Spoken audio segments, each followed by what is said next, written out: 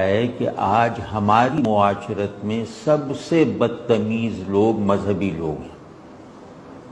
سب سے جھوٹے لوگ مذہبی لوگ ہیں۔ مطلب کسی مذہبی عالم سے یا تحریکی آدمی سے الا ماشاءاللہ، ظاہر استثناء بہت ہے، لیکن اکثریت کا یہ حال ہے کہ اگر کسی مذہبی رجحان یا مذہبی علم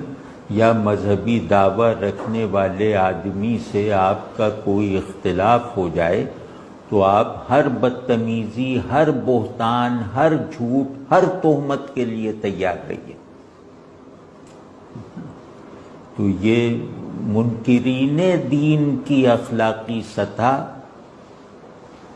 دین کے ٹھیکیدار بن جانے والوں سے بہت بلند ہے معاشرتی معاملات میں۔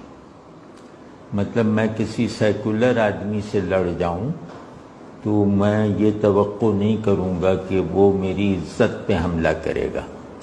وہ میری نیت کی تشخیص کرے گا۔ لیکن 100 مذہبی لوگوں سے لڑائی ہو جائے تو 95 سے یہ یقین رکھنا چاہیے کہ یہ آپ کی آبرو ریزی کرے گا، یہ آپ کو بے عزت کرے گا، یہ آپ کو بے عزت کرنے کے لیے جھوٹ بولے گا،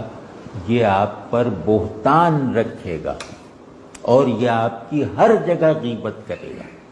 لیکن اللہ کی پناہ مانگو ان مولویوں سے